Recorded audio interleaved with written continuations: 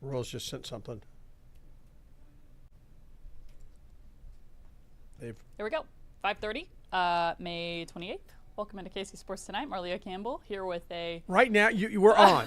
I'm said that. I was like, here we go.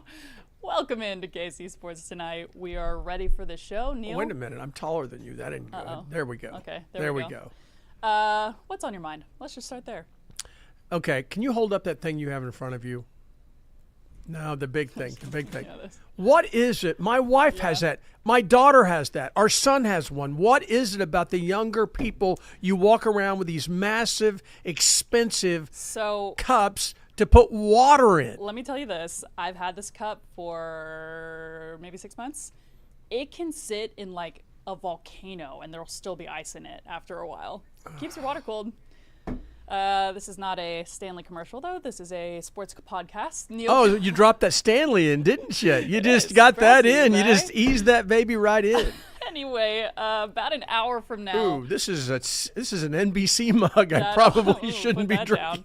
Also, a bad-looking cup of coffee you got there, Neil. But well, I'll tell you what I'm excited about. I'm excited that tomorrow you get to go to practice, and this is the one time you assign something to yourself that I wasn't like, well, why am I not covering that? We're jumping around. I'll go down to I beg your pardon. No, you're good. Oh, yeah. We can start. We can start wherever we But want. I'm excited about this. Yeah. Now, they've been practicing yesterday and today, and they're not practices. They're organized team activities, which means they are completely 100% voluntary. Players don't get fined if they don't come in, but if you're on the edge, like if you're Kadarius Toney, probably ought to show up. And it's like if you're between a C and a D and you want to make that C, you probably ought to sit in the front row and smile and laugh at the teacher's jokes. But I think, are you looking forward to it? Yeah. I mean, it's crazy that we haven't seen this team collectively together, or really, I don't think heard from Patrick Mahomes. We've heard from Andy Reid a little bit around the draft time. Since the Super Bowl. Oh, no. That team was not together at the Super Bowl. Yeah, that's okay. They were not together at the Super Bowl. The last time we saw them together was when they beat Buffalo, I think. Would you agree? I think that's a fair assessment. Yeah. Have you ever, in your career as a college basketball player, Division I, not junior college, not Jared Kohler, I play in a beer league softball thing and I actually keep stats. I'm talking about Division I college basketball. Did you ever, and I bet you did, because most of us who played sports, did you ever have a game that just went south and you're like, oh my gosh? As soon as you started saying that, my senior year, we were, I played at Wyoming, and we were You could have left that out. I think we were two or three games out of first place. Well, we had first place, something like that. Anyway, we needed to win one game of our final 2 or 3 to seal the conference. And we were on the road at the last place team in the league, lost, came home on senior night against Boise State, who's really good, and lost again. So we didn't win the conference terrible. championship. Yeah, so did your mom and dad come up for senior night and everything? Yeah, they did. Oh, yeah, what do you do? What do you do in Laramie, Wyoming after you lose to blow the league, which is a big deal? A conference championship is a big deal. And we had played in the NIT. We ended up playing the NIT that year too. But yeah, not only losing on senior night, but blowing a chance at a conference title. So did your dad say, "What the heck's going on? I'm glad I thought What's about that going on?" 7 years later. What did your dad say to you? Did he say like, "What is going on?" They were so encouraging and everything. But honestly, that loss hurt. But it was at Air Force, and they were last in the league by a lot. And it kind of felt like a gimme. Like, let's drive 3 hours down the road, be at Air Force, and then come home and relax on senior night and celebrate a championship. But oh man, great. Well, this is a fun start to the show. Anyway, I can imagine the Chiefs feel a million times worse than that, having just come off a abysmal performance in the Super Bowl. Neil, you and I weren't together at the Super Bowl because you were on the field shooting the game. And you were up in the press box eating lobster thermidor. Lobster yeah, thermidor. Have you watched that game back at all since? Yeah, I did. You did? Yeah. Because after the game, and you were on the post-game show as well. Yeah. But Jared and I'm down on the field.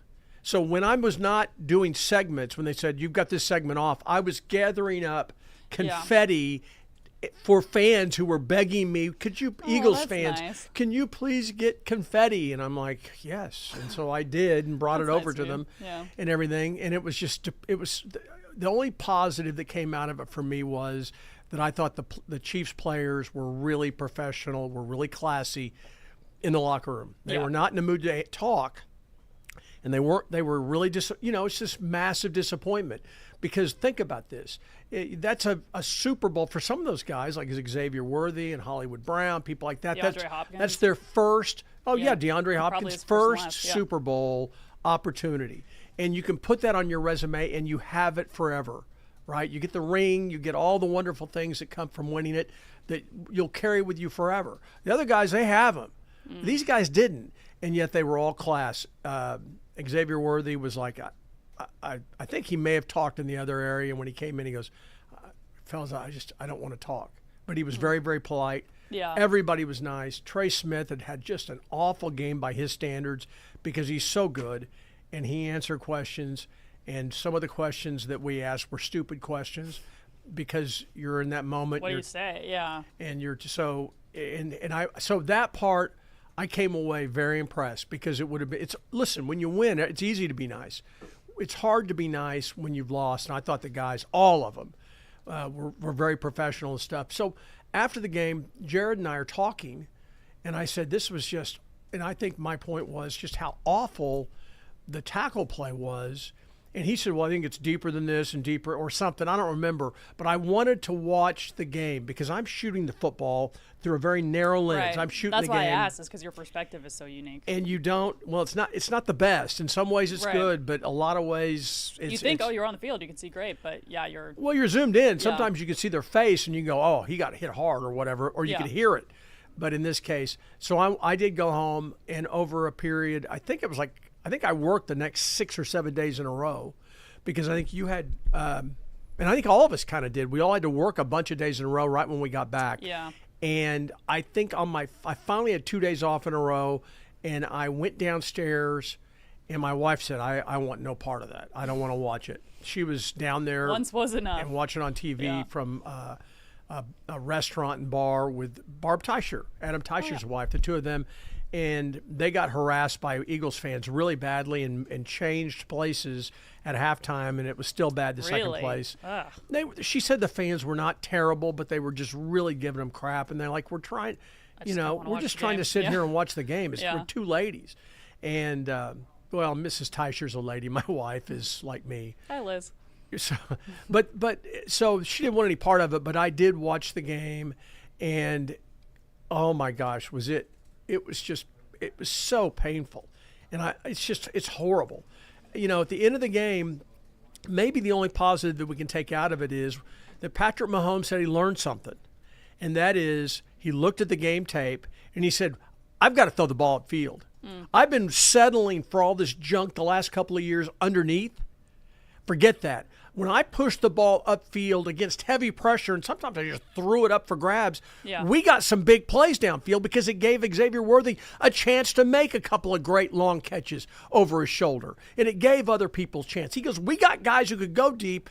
I need to give them an opportunity. And that was really good. He Great didn't to say hear that from to a fan me. perspective, yeah. He said that when he got back. He didn't say that post game. He said that when we came back, and was it the mini camp? What was it where he would have said that? Was that the draft? It was when he talked. Oh, we zoomed in before the draft, I think. Yeah. No, I think it was here. Was it? I thought it was I'm here. trying to think what that would have been. And it was like, you know what? That's music for my ears, because it's like we've all kind of thought, well, they can't protect him, so he can't hold the ball. He's saying, look, if I got to run around for 5 or 6 seconds to buy time and then go deep, that's what I got to do. And I think that's what he needs. He's a playmaker. He's a mad bomber. They got to let him try that.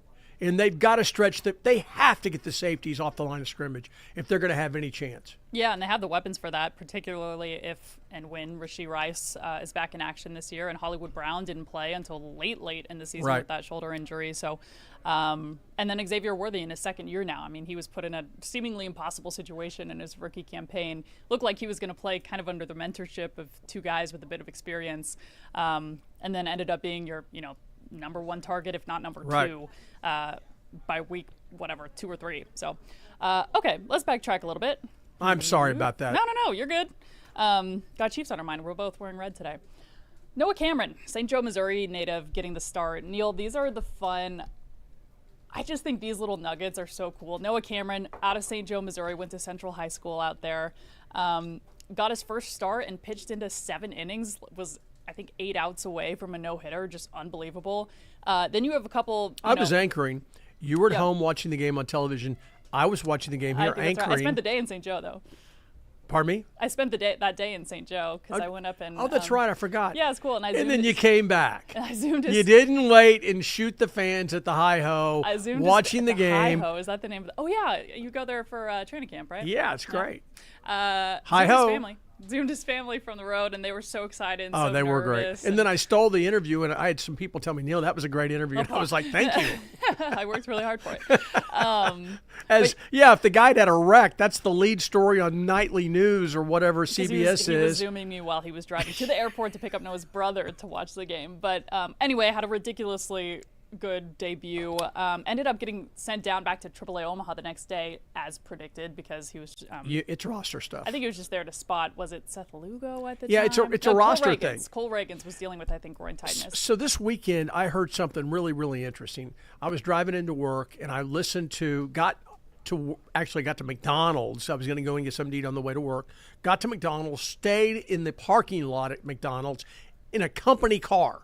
Okay, so people came out and knocked on the window and were like, "Hey, Mr. Jones, can we help you?" And I go, "No, I'm listening to something on radio. I'll be in." They thought there was a problem because Channel 5 news car was in their parking lot.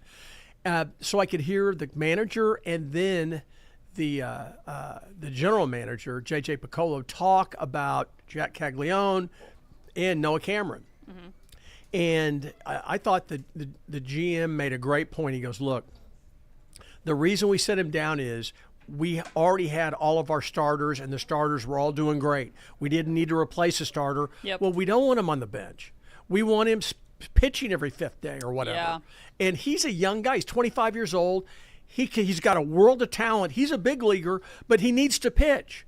And so unless we have a hole with an injury or a guy who's ineffective, Michael Lorenzen, then maybe – he needs to stay down there, not because he's not good, but because we need him pitching all the time. Yeah. And so that's a great way to, it made me feel a lot better because he's had 3 great starts in a row. He didn't win all of them, but he should have won all 3 of them. If he'd had any run support this last game, he gave up 1 run. Yeah. So, I mean, I think I think he could be the story of the season when we look back on it. Really. I mean, look, Bobby Witt Jr. is Bobby Witt Jr., and certainly these other guys can be big stars, Vinny Pasquantino and Sal Perez and all these guys. But his story, Chris Bubich, that's a massive story. And, he was a really good closer last year and now turned into a stopper type of starter. He's been great. But I just think Noah Cameron is a great story. And I think he could end up playing a major role for this franchise this season. Yeah, grew up Royals fan too, so pretty cool nugget there. Let's move on to maybe the glass half empty version of this, which is Royals had won 16 of 18 a couple weeks back. Since then, they've lost 11 of 16. But Neil, you had we were talking about this before we started rolling here. You had a pretty good explanation to maybe quell fan concerns a little bit, I guess. Okay, let's say you're playing ping pong. And you're playing against all the little kids at your house. Boom, boom, boom, boom, boom, and you're killing them. You're 19-0 versus your 7-year-old little brother and your 4-year-old little brother. But then when the older kids get out of school and come home, you begin to have trouble. That's what's happened. The Royals beat up on some teams that aren't very good, which is what you want them to do. Yep. That's what you got to do. You got to beat the teams you're better than. They go in, and they went into San Francisco, took 2 out of 3 from the Giants, a Giants team that was in first place in the West at the time they came in. And when they left San Francisco, the Giants had fallen down to second place. Everybody talks about the Padres and Dodgers. Guess what? The Giants were leading the division. The Royals took 2 out of 3 from them. So I'm not trying to suggest that every game was against the White Sox. But the reality is when you play better teams with better pitching, you're going to have a tougher time. And let's face it, the elephant in the room that's trampling and breaking all the furniture and torturing everybody is their inability to score runs. They get guys on base, they don't knock them in. In that Twins series, they had 2 games they could have won if they had just hit 400 with men in scoring position instead of 100 or 0 or whatever it was, 050. That one game, I think they left 9 guys on base. You have opportunities, and they haven't been able to cash them in. And that comes, Marlia, that comes from having more than 1 or 2 hot hitters. You get 4 hot hitters spread out through the lineup, and then you can start to have some big innings. Neil, I'm curious your thoughts. I talked to Gabe about this on this show, but I want to tell me first what he thinks so I can know what I should think. Is it going to be the opposite? Jack Caglione, do you think he is maybe an answer? What does he think? What does Jack Caglione think? What does Gabe think? Gabe. Gabe, what do you think? He's over there. I think not yet. He said not yet. I agree with him. I agree with him.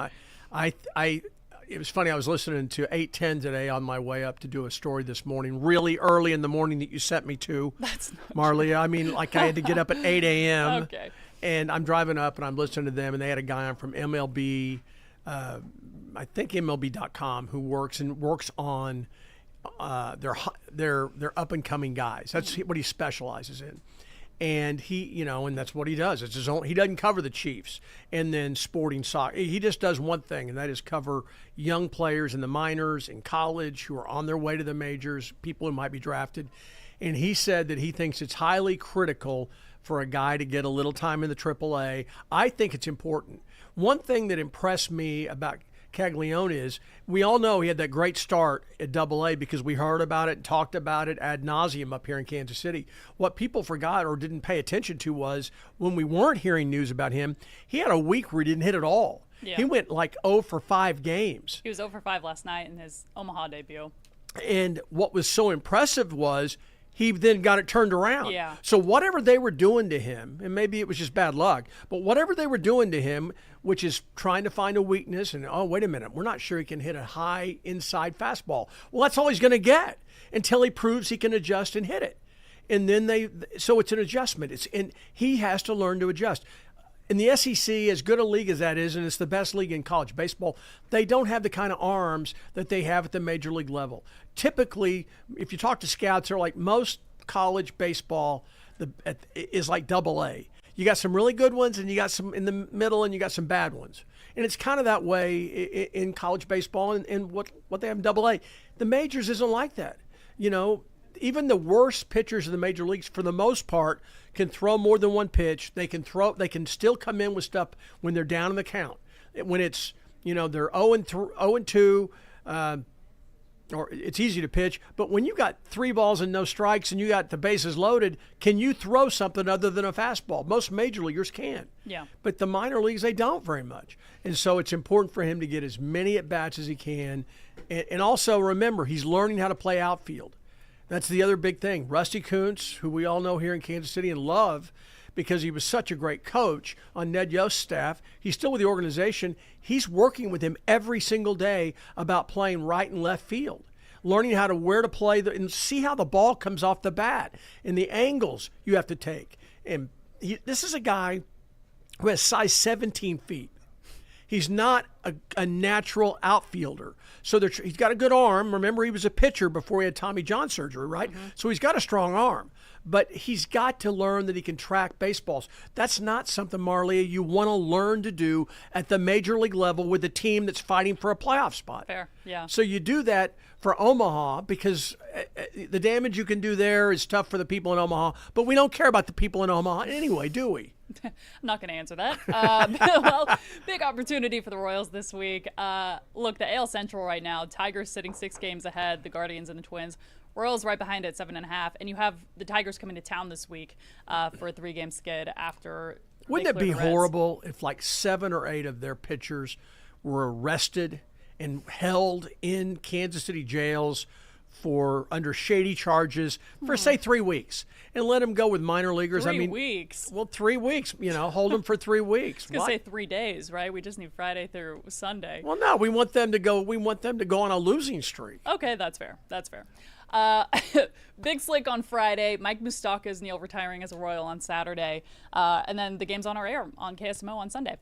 Okay, one more topic. Mike Moustakas, I'm excited about. Yeah, I'm excited about. That'll be cool. Although, did you notice with Banana Ball that none of the former Royals greats got hits? None of them got a hit. I think None of them. They get an excuse for that. And well, I'm just saying they got the pitching in those. It's not the Harlem Globetrotters. It's yeah. You said it's a real. You were they covering actually that, can right? play. Yeah.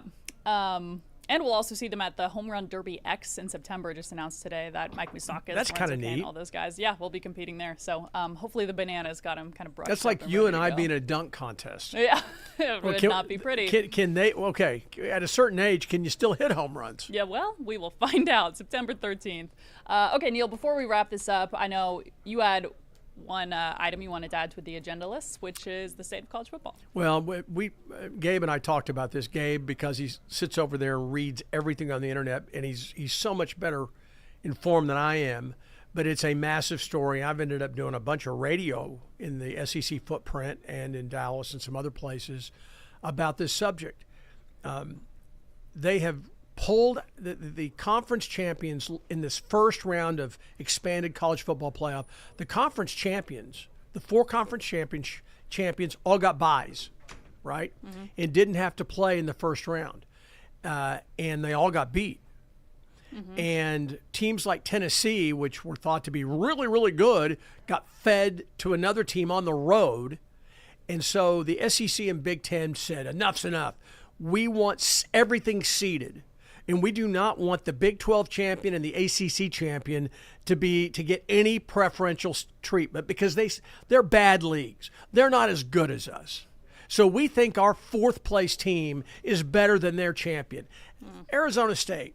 Well, Arizona State ended up being pretty good. Arizona State should have beaten Texas. They came within a play of beating them, right? 4th and 13, and give Texas credit. They were able to make a play, score a touchdown, and win in overtime. So give them credit.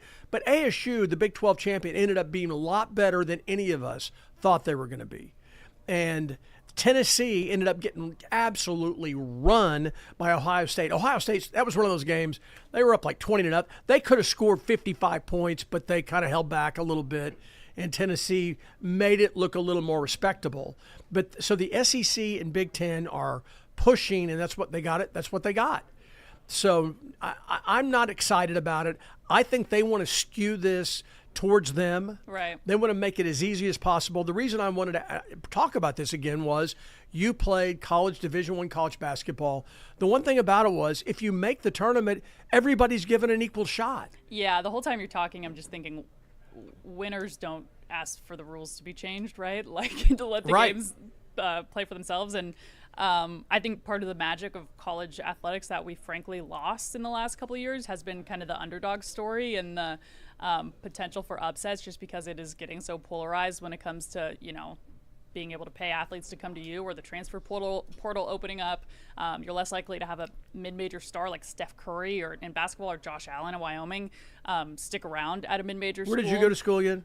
Wyoming. Okay. Yep. It's great that you were able to bring that up. First example that came to mind. And you went to school with him, right? Yeah. You guys, you were in the same basket weaving course your freshman year, right? Same class, but didn't take basket weaving till my senior year. But anyway, a lot of that parity has gone away, and you're a fan. You're a big fan of college football. Yep. It used to be that in the summertime, and we're a little early for this, but in the summertime, you'd start to look at the big games. KU at Missouri. Missouri's got to win that game if they want to get in the playoff. Yep. Because if you lose to Kansas at home, and unless Kansas wins 12 games, it kills you. Yeah. Guess what? It doesn't. This expanded playoff, I think it's absolutely devalued the regular season. That Georgia beats Texas. Right? That was a huge win for them in the SEC championship game. What difference did it make? Georgia, Texas still got in the playoff, and they ended up going farther than Georgia. It really, I think they've expanded the playoffs too much, and I think that I think that they are on. Gabe's on the record saying, look, they're going to mess up college football. They're going to ruin it if they keep up with like this. In your mind, is that possible? Oh, I think we're well on our way. I'd be curious if the numbers, like the viewership numbers, back that. But certainly I think the enthusiasm and kind of the passion that you see backing the league has gone down. But who's to say? Still got a good season to come for KU, K-State, and Mizzou, and we'll see. One final thing. Yeah. I just want you to know, I want to file a protest. Okay. Our assistant news director, Molly, can I say her last name?